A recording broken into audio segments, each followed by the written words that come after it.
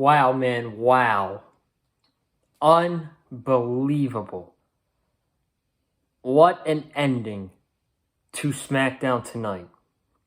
With The Fiend putting the mandible claw on Alexa Bliss to close SmackDown. I don't know what's going to happen.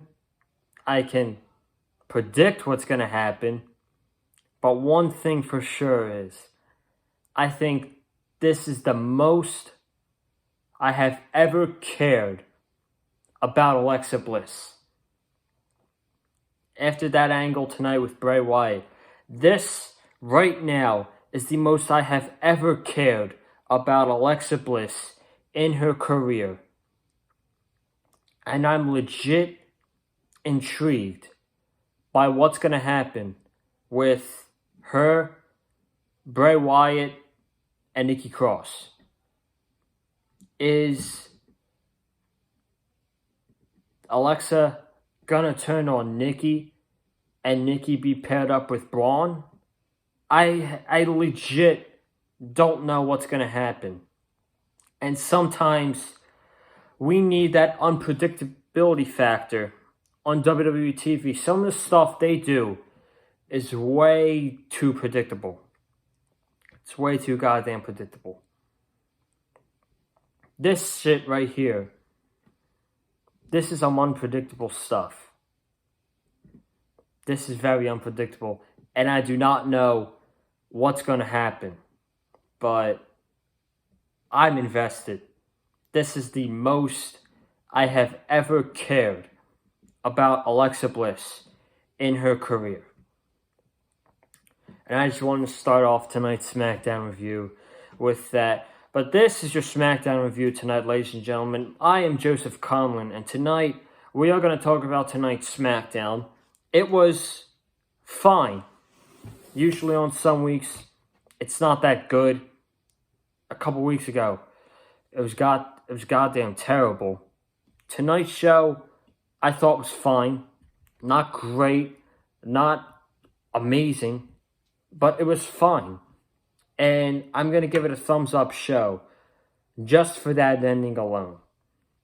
We got some good stuff on the show tonight as well. We had AJ Styles versus Gran Metalik for the Intercontinental Championship, which was a really good start to SmackDown. I really liked that. We saw Big E take on The Miz. That's something I really liked as well. And then we got a backstage attack with Sonya Deville and Mandy Rose. And we'll talk about that as well once we get to that segment on the SmackDown review tonight.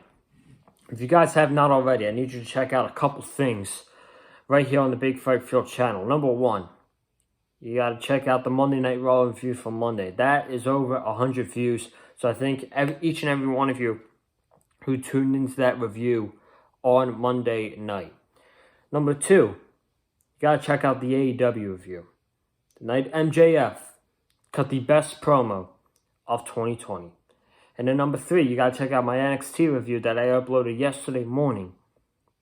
We're getting Keith Lee and Karrion Kross for the NXT Championship at TakeOver 30. And with the segment they did on Wednesday night, they have me sold on what's going to happen at TakeOver 30 between Keith Lee and Karrion Kross. So I need you guys to check out those three videos right after this one on the Big Fight Field channel.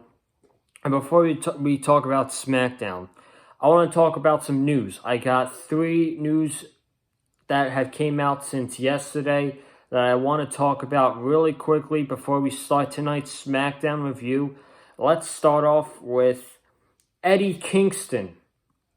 Today, it was announced on AEW's Twitter that AEW, All Elite Wrestling, has signed Mad King Eddie Kingston after he put on that great no disqualification match with Cody 2 weeks ago on Dynamite and cut that amazing promo before the match against Cody as well. Eddie Kingston is All Elite with AEW. They signed him to a deal, and I couldn't be any happier. Eddie Kingston, I didn't really know much about him before he came into his match with Cody. But then I watched his match with Cody. I was completely blown away.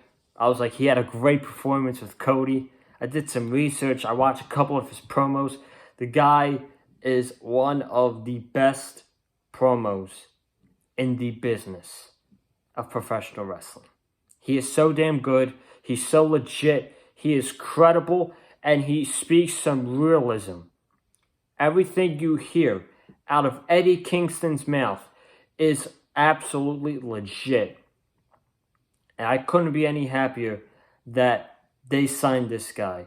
He deserves it. He's a hard worker. And I can't wait to see what he does in AEW. This is a great signing in my opinion. And I can't wait to see what Eddie Kingston has to offer in All Elite Wrestling in the months to come. Hopefully we get him in a major program going into All Out. But my eventual dream match for Eddie Kingston, when Jon Moxley drops that AEW World Championship in 2021 on a pay-per-view, we get Jon Moxley versus Eddie Kingston, lights out. That's money. That's money right there, man. So congratulations to Eddie Kingston. WWE has been rumored for a while now that there would be a network special on Sunday, August 30th. A lot of people were saying it was going to be Evolution 2. That did not happen. Apparently, WWE has set to have Payback on Sunday, August 30th, 1 week removed from SummerSlam. Now, before I get to the wrestling part, like the logical decision on why this is bad, as a content creator, this is good. Because, you know, content creators on YouTube, you all know who you are. Pay-per-views get really good views here on YouTube. I get really good pay-per-view views when I do review pay-per-views. And with another one here, that's literally 4 pay-per-views in 2 weeks. With TakeOver 30, SummerSlam, Payback, and All Out. So that is going to be a busy 2 weeks here on the channel. And I'm actually thrilled by that. But not on the YouTube content side. This is completely unnecessary. A 1 week build for a Payback is absolutely ridiculous. And there's no need for it. There's really no need for it. What's going to be important on Payback that we have to see? My guess is this pay-per-view is here for rematches that are happening at SummerSlam or matches that WWE wants to put on SummerSlam, but they want to shorten their card down to 8 matches because they don't want to go over 3 hours without no fans. So they're going to have this Payback show so they can get those matches that they wanted on SummerSlam on Payback. That's my thought, but YouTube-wise, this is awesome, but not like WWE-wise, this is completely unnecessary in my opinion, and there's no point of a Payback, literally 1 week after SummerSlam, the second biggest show of the year. No one, and I mean nobody, is going to give a shit about Payback, I'm telling you right now. And the final news that I want to talk about, do I even want to talk about it? I ranted on this on Twitter today, and I'm going to rant about it again. Seth Rollins had an interview with Talk Sports Radio, Alex McCarthy, on criticism for an eye match at the horror show Extreme Rules. This guy, before I read this guy is the biggest clown of professional wrestling next to Vince McMahon and Bruce Pritchard. He is the biggest clown that is an active wrestler in the world. And what I say to you guys right here is going to absolutely blow your mind on how stupid this guy is. Are you ready? I think you are. At the end of the day, was it ideal? No. Did it catch people's attention? Sure. It ended up on TMZ. It caught people's attention in a terrible way. And the fact that it was on TMZ, imagine non-wrestling fans seeing this on TMZ and reading about it. They're probably laughing their asses off. And I don't want to drop the F-bomb to you guys, because I hate saying it myself. But to non-wrestling fans that are reading this shit, they're like, oh, no wonder this shit's fake. This is fake. This is not real. And the non-wrestling fans reading this on TMZ are laughing their asses off for this. It sucks. I think we sort of accomplished what wrestling wants to accomplish. And that is, we told a very interesting story, and there was some outside interest in the finish, even though it was very weird, and that's okay. So yes, it was okay, Rollins. You're telling me it was okay that you had a stipulation that the only way you could win is to gouge your opponent's eyeball out, and then you're telling me it was okay that we saw a fake eyeball in between Rey Mysterio's two fingers when he was trying to cover his face. But then it's okay that you're barfing all over the place because when Rey Mysterio's eye popped out. Yeah, it's very weird, but that's okay to you. That's okay. How about you have some balls and you say, you know what? This doesn't work. We got to come up with something else. I think pro wrestling can just be one-on-one, hold-for-hold wrestling, or it can be storytelling, like any other form of television. And I think that when you start to look at it too critically, especially stuff like that, I don't know, to me it reeks of 2020 trying to pick everything apart. Trying to pick everything apart. Bro, we're just telling you the facts. We're just telling you the facts. The match you had with Rey Mysterio was good. It was good. It got 4 stars by Dave Meltzer. Dave Meltzer rated this match 4 stars. The reason people are shitting all over it is because of the dumb finish. The dumb finish with the gouging of the eyeball and then you throwing up. So we're not just trying to pick it apart just to be critical. We're telling you the facts, bro. If you can't take criticism, then I don't know what to tell you. Stay off social media. If you can't take criticism of what you do, stay off social media. Hell, I even took a few criticism in my match back with Eddie Mullins. And I'm man enough, I can take it. Rollins can't take shit. Rollins can't take any criticism whatsoever. This is the same guy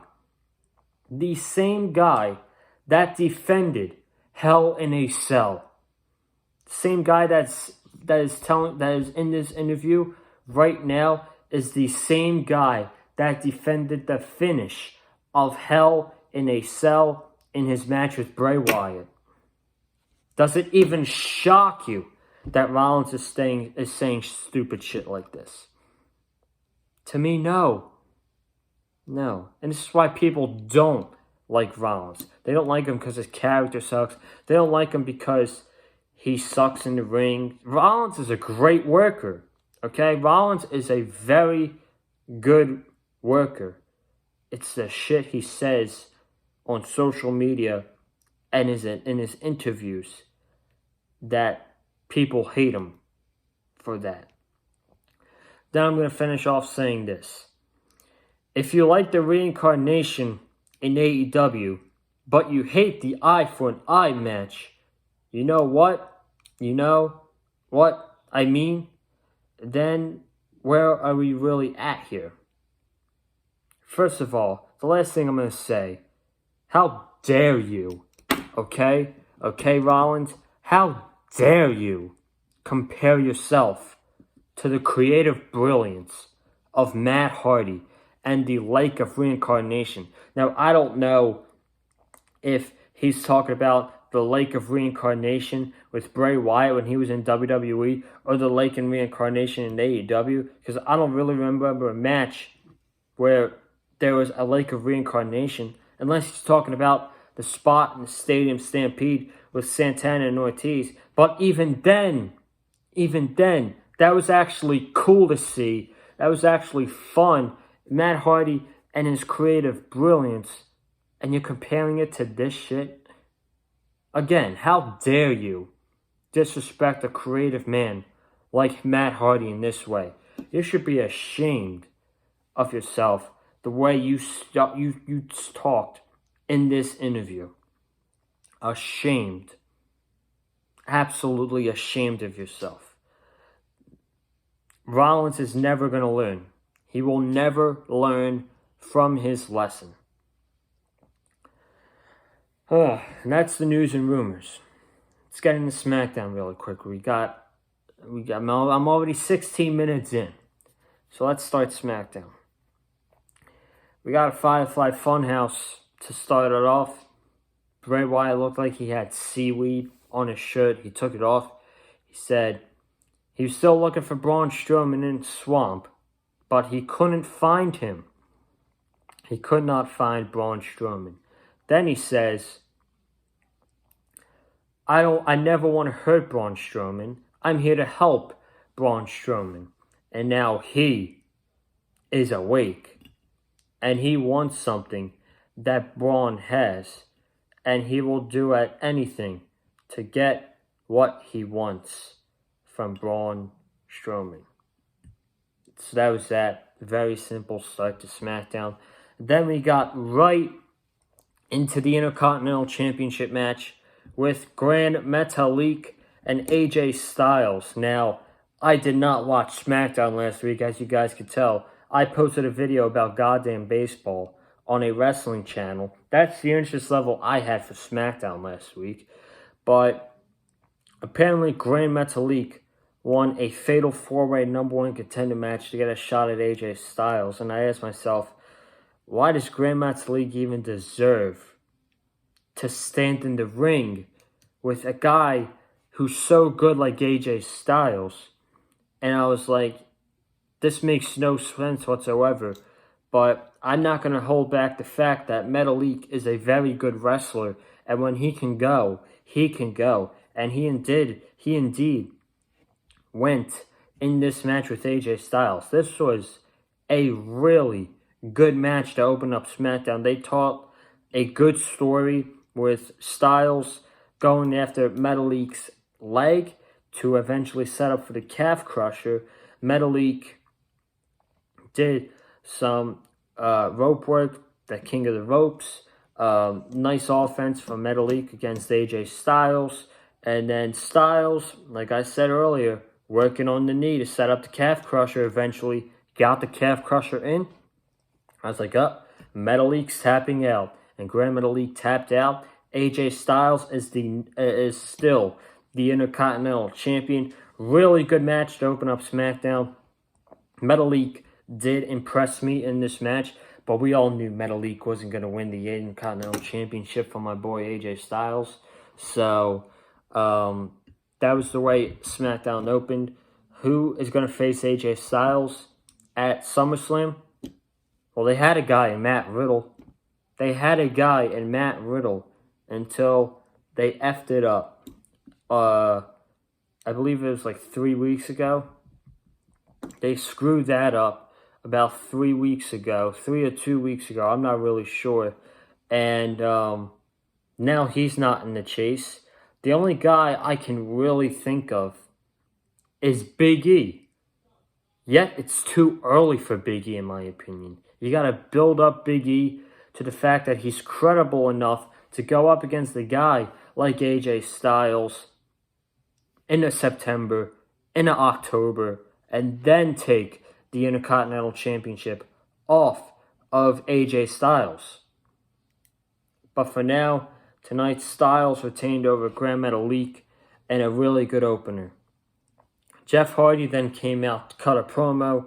He said, I haven't felt this good in a while. You know, I'm an alcoholic, which they're still having him say. I'm just not an alcoholic. I'm a husband. I'm a loving husband. I have 2 beautiful girls and a beautiful wife at home who I fight for every single day. Then out comes King Corbin, and I immediately smack my head. I was like, what is this dude doing out here? First of all, it made 0 sense for King Corbin to interrupt Jeff Hardy. Because number one, he's feuding with Matt Riddle. So why is he interrupting Jeff Hardy?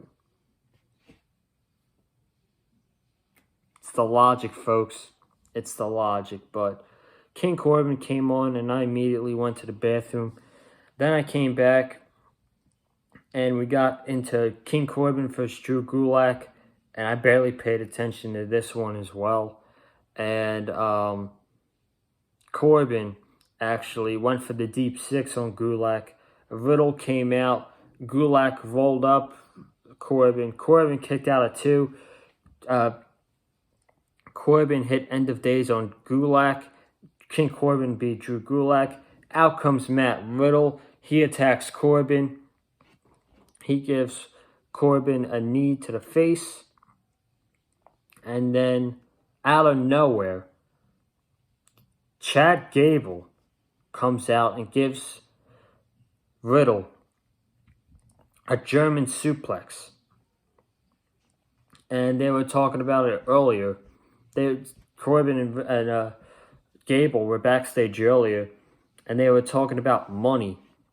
So I don't know if this was a heel turn by Chad Gable, or if Gable was doing it for the money and King Corbin was going to give him money for doing his duties to Matt Riddle. I don't know what's going on between these two guys. I'm going to give it a chance because I don't want to shit on it immediately. But if this is going to give Chad Gable a prominent role on SmackDown, you're getting a thumbs up for me. And if they're going to turn Chad Gable into the full-on blown heel, they got to take away his slave name, which I will not say. They have to take away his slave name and bring him back to Chad Gable.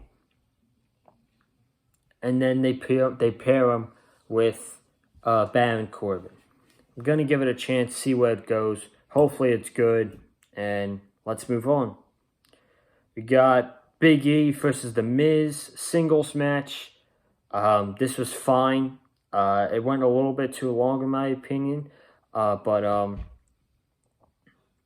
Morrison, Miz was distracting the ref. I'm going to get to the later part of the match. I'm so tired. Morrison was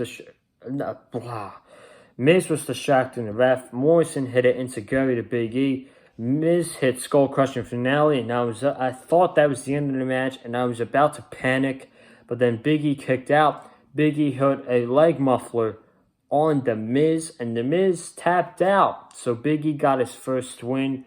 The match was fine. I like the way Big E had to fight and claw for this victory over The Miz, but I would have so much taken John Morrison in this situation over The Miz. I feel like Big E versus John Morrison would have been the much better match.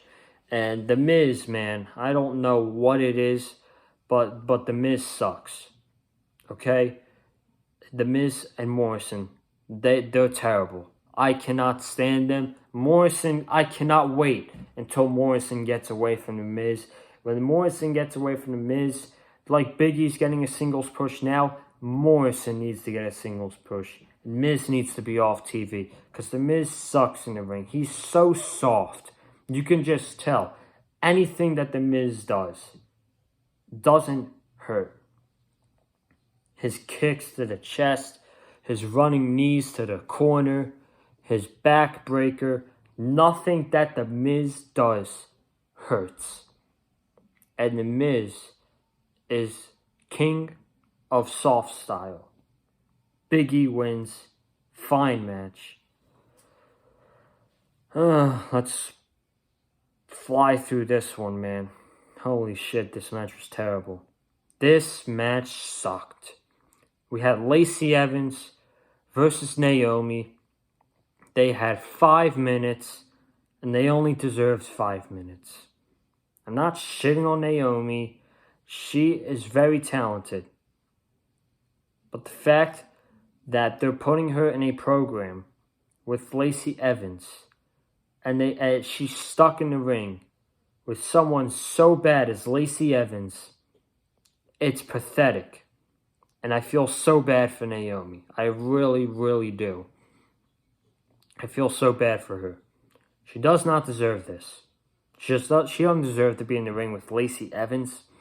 She deserves to have real competition. Lacey Evans isn't real competition. Lacey Evans can't wrestle.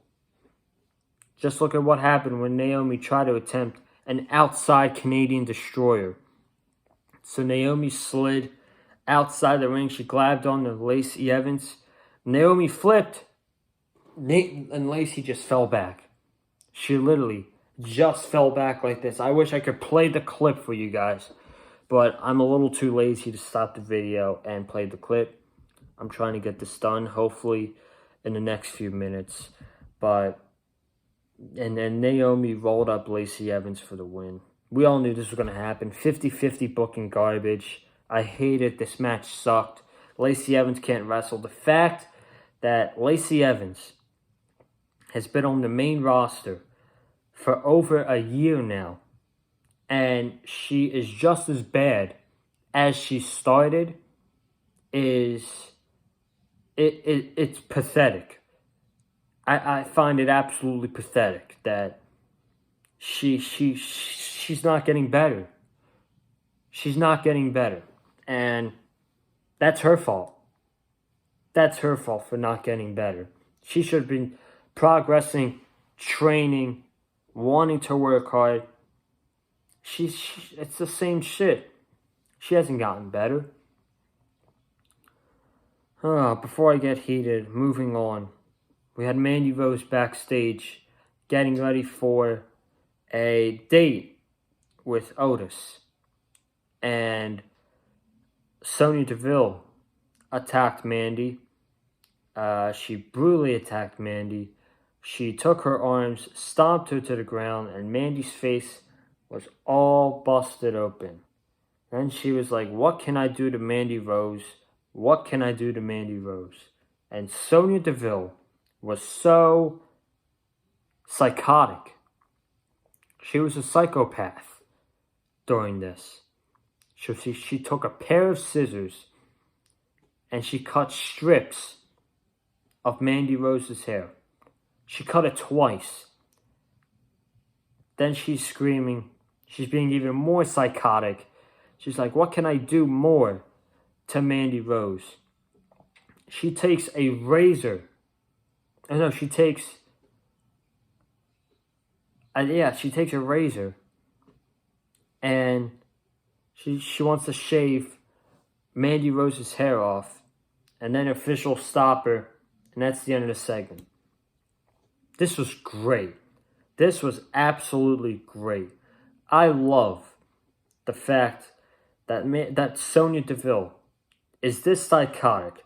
The fact that Sonya Deville was cutting Mandy Rose's hair, and she had me looking away from the television like this because I didn't want to see Mandy Rose get all of her hair cut off. She's doing her goddamn job. And I give her prop to that. And it does look like that we're getting a hair versus hair match between Sonya Deville and Mandy Rose. If it's at SummerSlam or Payback, I'm not really sure. Fitting their rivalry and what Sonya Deville has done to Mandy for the past few months, that's a good match for Payback, in my opinion. Because it'll be Mandy getting payback on Sonya. Because I don't see Mandy Rose losing all of her hair. I just don't see that. So, this was fantastic. This was great. And then the main event.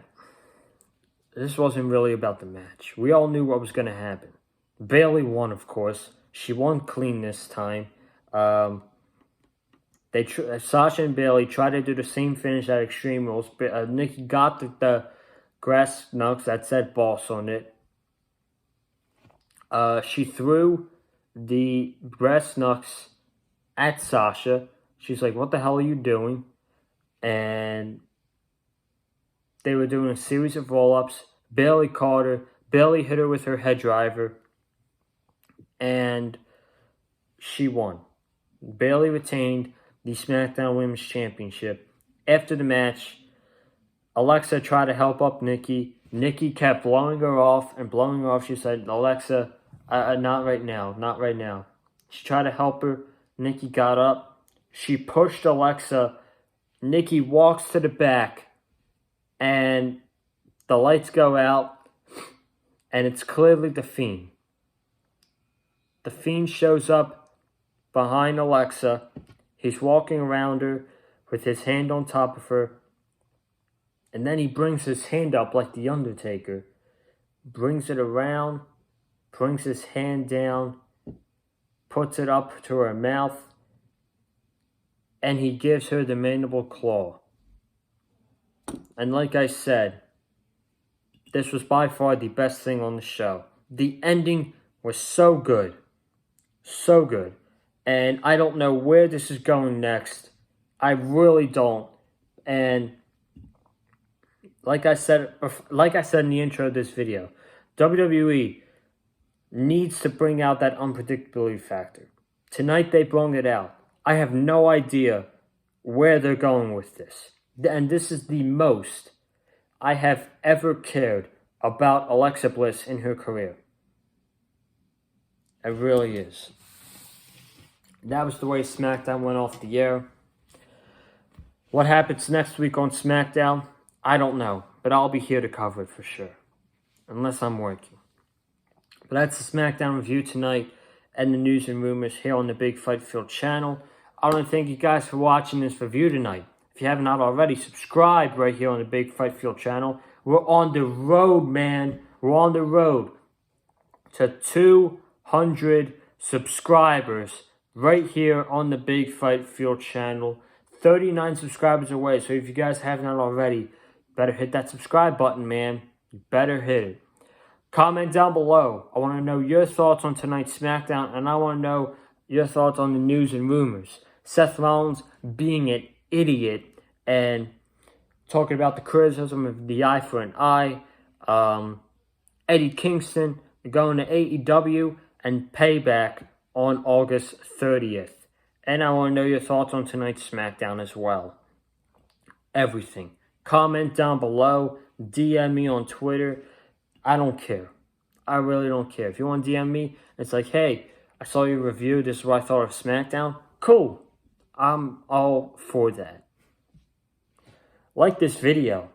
Like the video if you enjoyed my SmackDown review tonight. And follow me on Twitter at Conlon_Joseph. And I'll be back on Sunday with a top 5 video. Yes, it's SummerSlam season, folks. It's SummerSlam. And I'm going to bring my top 5 favorite SummerSlams of all time this Sunday on the Big Fight Field channel. I'm getting out of here. I'll see you guys Sunday for that video. Have a good night. Stay safe.